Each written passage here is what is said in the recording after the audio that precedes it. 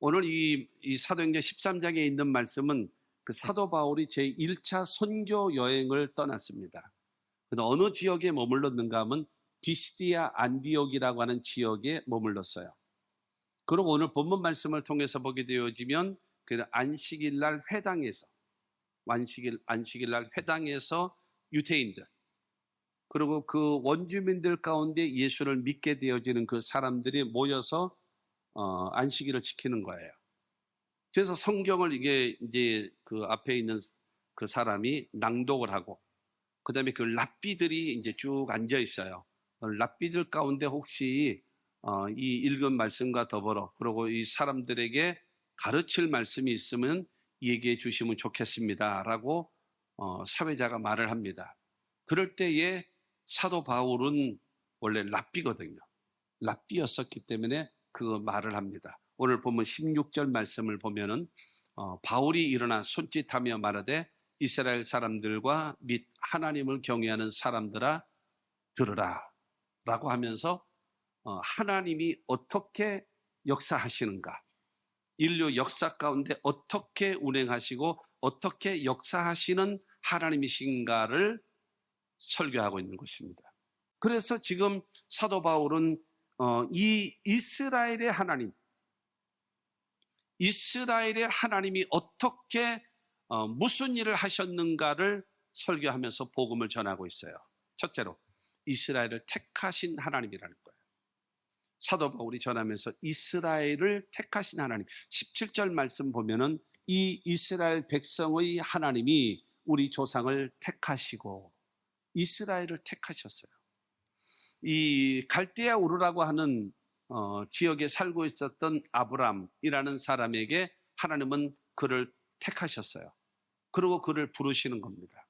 창세기 12장 1절과 2절 말씀을 보면 여호와께서 아브람에게 이르시되 너는 너의 고향과 친척과 아버지의 집을 떠나 내가 내게 보여줄 땅으로 가라. 내가 너로 큰 민족을 이루고 내게 복을 주어 내 이름을 창대하게 하리니 너는 복이 될지라. 아브람에게 말씀하시는 겁니다. 너는 고향, 친척, 아버지의 집을 떠나라. 그 다음에 내가 내게 보여줄 땅, 그 땅으로 가라. 그러면 하나님 말씀하십니다. 첫째로 내가 너로 큰 민족을 이루어 주겠다. 그리고 두 번째로 내게 복을 주겠다. 그리고 세 번째로 내 이름을 창대하게 하겠다. 그 다음에 네 번째로는 너는 복의 근원이 되게 하겠다라고 말씀하세요. 그러고 나서 3절 말씀을 보게 되어지면 너를 축복하는 자에게는 내가 복을 내리고 너를 저주하는 자에게는 내가 저주하리니 땅의 모든 족속이 너로 말미암아 복을 얻을 것이라 하신지라. 너를 축복하는 자에게는 내가 복을 내리고 너를 저주하는 자에게는 내가 저주해 주리니 땅의 모든 족속이 너로 말미암아 복을 받을 것이다 라고 하면서 7가지의 약속을 하시는 거예요. 고향과 친척과 아버지의 집을 떠나서 내가 내게 지시할 땅으로 새롭게 도전해서 새롭게 나아가면 내가 너로 큰 민족을 이루고 내게 복을 주어서 창대하게 해주겠다 라고 하면서 하나님께서 그 아브라함을 부르시는 거예요. 그래서 아브라함은 내가 믿겠습니다. 내가 하나님을 따라가겠습니다 라고 하면서 갈대아 우르를 떠나서 여러분 그런 하나님이 원하시는 길로 나아가서 이스라엘의 조상이 될 수 있는 그와 같은 역사가 이루어졌다라고 하는 겁니다. 모든 일에는 여러분 과정이라는 것이 없이 되어지는 것이 있나요? 없죠. 없어요. 절대로 없는 것입니다. 여러분 모든 일을 성공이라는 승리라는 두 글자를 얻고 싶으면 무엇이 있어야 되겠습니까? 대가를 지불해야 됩니다. 대가를 지불하지 않고 이룰 수 있는 것은 아무것도 없습니다. 모든 과정을 감내할 줄 알아야 되고 참을 줄 알고 기다릴 줄 알고 그 길을 따라갈 줄 알아야 돼요. 그래서 자그마치 얼마요? 400년 동안 있다가 내 자손을 괴롭히는 그 나라를 내가 징벌해서 그 다음에 너희가 큰 재물을 가지고 그 다음에 민족이 돼서 나오게 할 것이다라고 하나님은 아브라함에게 말씀하시면서 이스라엘 민족을 여러분 세워주실 것을 약속해 놓으셨어요. 그래서 사도 바울은 말하는 것입니다. 하나님께서 이스라엘 민족을 택하셨다. 그리고 이스라엘 민족을 세우신 하나님이시다 라는 말하는 거예요. 그리고 두 번째로는 큰 권능으로 애굽에서 구원하신 하나님을 얘기하고 있습니다. 큰 권능으로 17절 말씀 보면 애굽 땅에서 나그네된 그 백성을 높여 큰 권능으로 인도하여 내사라고 말씀하고 있습니다. 여러분 430년 동안 거기서 처음부터 노예는 아니죠. 처음에는 그 국무총리인 요셉과 더불어 그래서 그 가족이 들어갔기 때문에 잘 먹고 잘 입고 잘 살고 호의호식하며 살 수 있었다가, 그러나 요셉을 알지 못하는 그런 이 나라의 그 정권이 바뀌고 반란이 일어나게 되어짐으로 인하여 세월이 지나간 다음에 히브리 민족들을 박해한 거예요. 그들의 모든 재산을 압류해버리고 그 다음에 그들을 노예화시켜버린 거죠. 그래서 들어갈 때는 얼마가 들어갔는가 하면 70명의 가족이 들어갔습니다. 그리고 430년 만에 나올 때는 얼마가 나오는가 하면 장정만 60만 3,550명이라고 성경은 말하고 있어요. 이 노동력이 갑자기 빠지게 되어지면 어떻게 될까요? 파산됩니다. 국가가 파산되어져요. 모든 일을 해야 되는 그 일을 전부 다 노예들이 했는데 그 노예가 한꺼번에 그냥 싹 빠져나가면 애굽은 무너져 버리고 마는 겁니다. 그런 상황이 될 수밖에 없는 그런 것이 됩니다. 그런데 하나님께서는 이스라엘 백성들을 출애굽시키기 위해서 출애굽기 3장 12절 말씀을 보면 하나님이 이르시되 내가 반드시 너와 함께 있으리라. 내가 그 백성을 애굽에서 인도하여 낸 후에 너희가 이 산에서 하나님을 섬기리니 이것이 내가 너를 보낸 증거니라. 하나님은 모세야, 내가 너를 통해서 이스라엘 민족을 출애굽시킬 것이다. 그러기 위해서 내가 너와 함께 할 것이고 너를 통해서 이 민족을 출애굽시키는 구원의 역사를 이룰 것이다. 그리고 너희들은 이 산에서 나를 섬기게 될 것이다 라는 거예요.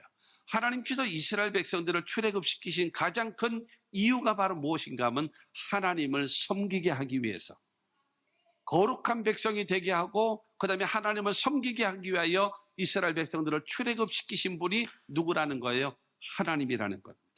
출애굽기 12장 40절과 41절 말씀을 보면 이스라엘 자손이 애굽에 거주한 지 430년이라 430년이 끝나는 그 날에 여호와의 군대가 다 애굽 땅에서 나왔은즉 예배 없이 때가 되어짐에 이스라엘 백성들이 모세를 통해서 이 출애굽되어지는데 10가지 재앙을 통해서 절대로 여러분 이 장정만 60만 명 되어지는 100만 명이 넘는 이 강력한 공짜로 쓰는 노동력을 잃어버리기 싫어하는 것이 이 애굽이죠. 그런데 10가지 재앙을 그들에게 내리시고 마지막으로는 장자를 다 죽이는 거예요.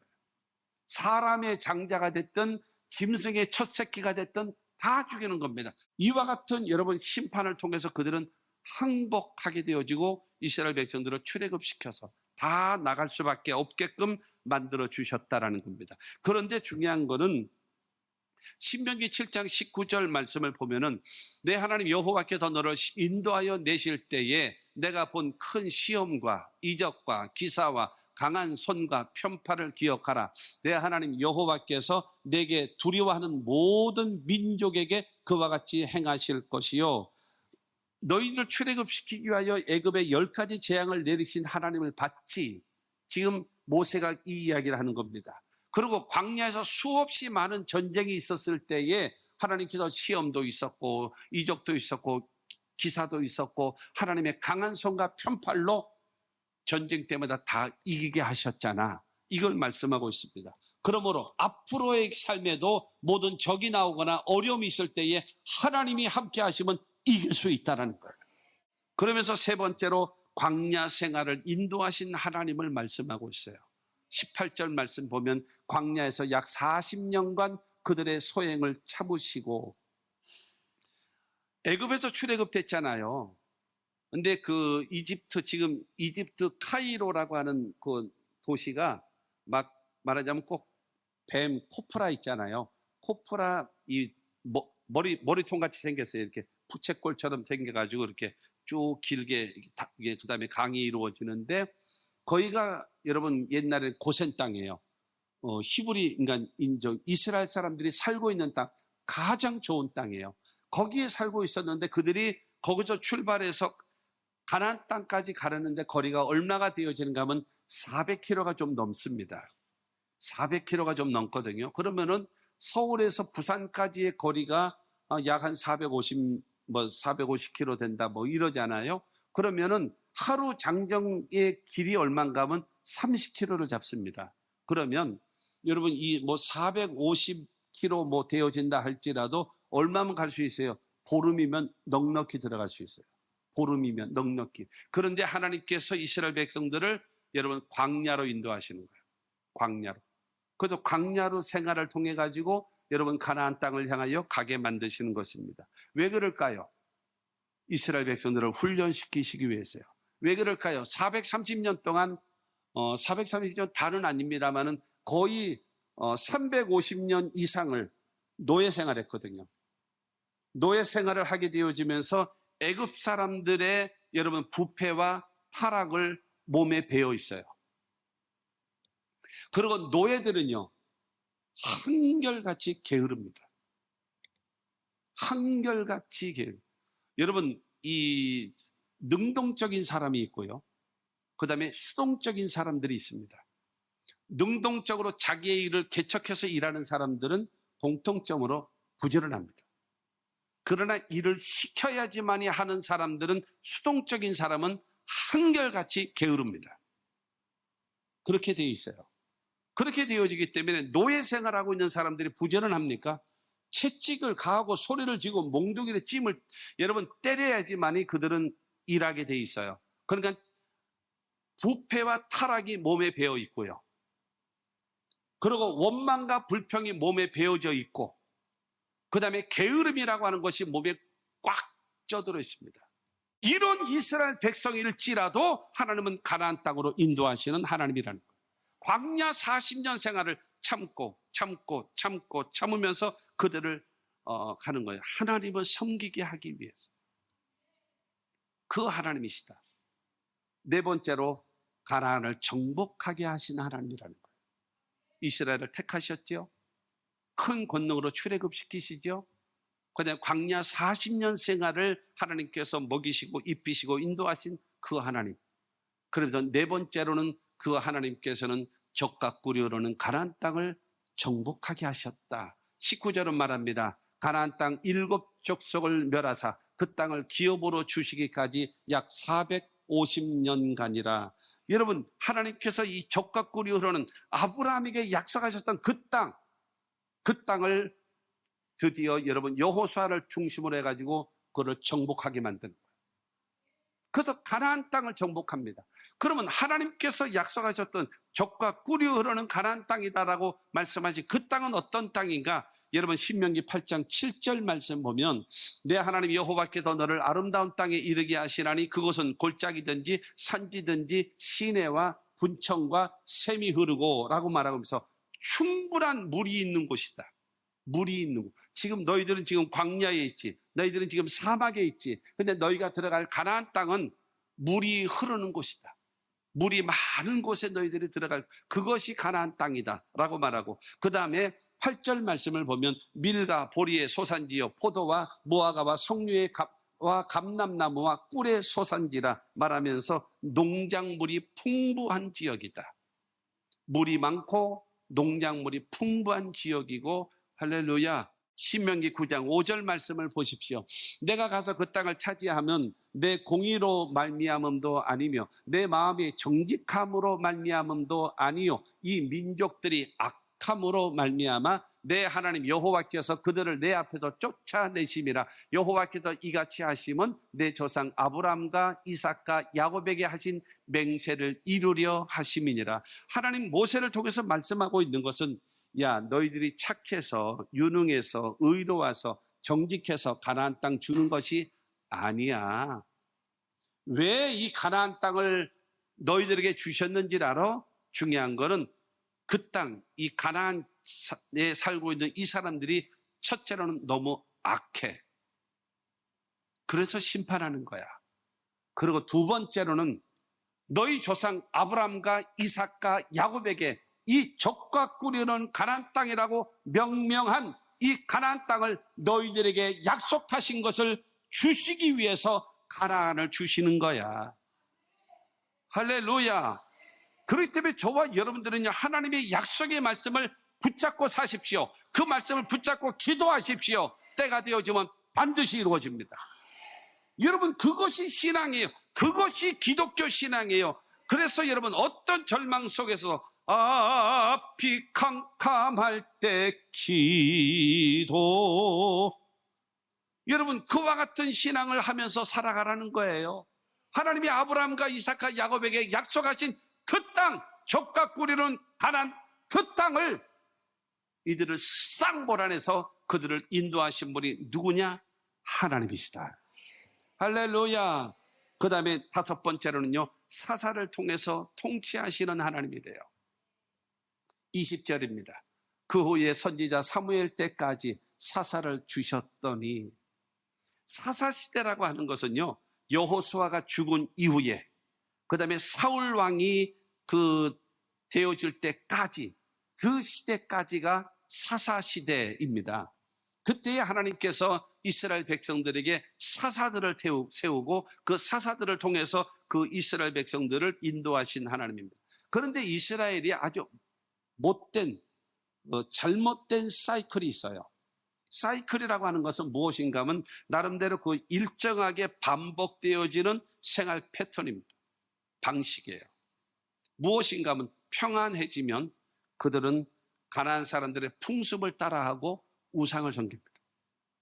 풍습을 따라하고 우상을 섬겨요. 그러니까 하나님이 진노하시는 거죠. 그래서 주변에 있는 나라를 통해서 이스라엘을 박살내는 거예요. 그리고 약탈당하고 빼앗아가고 죽이고 막 그러는 거예요. 그러면 이스라엘 백성들이 너무 힘드니까 그때 회개하고 하나님께 기도하기 시작해요. 살려달라고. 그러면 하나님은 사사를 통해서 기드온도 세우고 삼손도 세우고 그다음에 여러 사사기에 보면은 많은 사사들이 있잖아요. 그 사사들을 통해 가지고 이스라엘을 구원해 주세요. 그러니까는 평안해지면 타락하고, 타락하면 하나님은 그래도 심판하시고 징계하시고, 그 다음에 고통 가운데 그들이 회개하고 기도하면 하나님은 사사를 통해서 그 다음에 그들을 살려주고 회복시키고, 그 다음에 그 사사가 죽은 다음에 또 타락하고, 그러면 또 반복해서 하나님은 심판하시고. 여러분, 이 악순환의 반복이랍니다. 이 악순환의 반복. 이 과정을 통해 가지고 그럼에도 불구하고 하나님께로 돌아오라, 하나님께로 돌아오라 라고 하시면서 여러분 끊임없이 그들을 사사를 통해서 그들을 통치하고 있어요. 하고 있어요.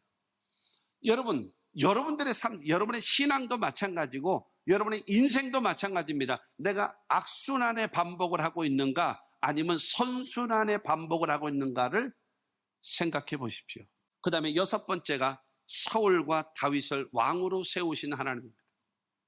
그리고 이스라엘의 왕조를, 그러니까 저 사울과 다윗을 왕으로 세우신 하나님은요, 상징성입니다. 이스라엘의 왕조 역사 가운데 역사하신 하나님을 보여주고 있어요. 하나님이 원하시는 나라는 뭐냐면은 신정정치입니다. 신정정치라고 하는 것은 하나님은 사사를 통해서 말씀하시고, 그러면 사사는 백성들에게 말을 하고, 그 다음에 그 말을 듣고 백성들은 그 말에 순종하고, 그로 인하여 하나님께서 보호와 인도하신 가운데 그 나라가 강하고 왕성하고 창대한 나라로 되어지는 것이 하나님의 꿈이었습니다. 그런데 이스라엘 백성들은 여러분 왕정정치입니다. 왕을 주시오. 왕. 하나님이 왕 말고 사람의 왕을 주십시오. 주변에 있는 나라들도 전부 다 사람이 왕 아닙니까? 그러므로 우리에게도 왕을 주십시오. 왕을. 그렇게 되어지니까는 하나님께서 사무엘을 통해서 왕을 주게 하라. 그저 세운 사람이 누굽니까? 그가 사울이죠. 오늘 보면 21절 말씀 보면 21절 22절에 보면 그 후에 그들의 왕을 구하거늘 하나님이 베냐민 지파 사람 기스의 아들 사울을 40년간 주셨다가 패하시고,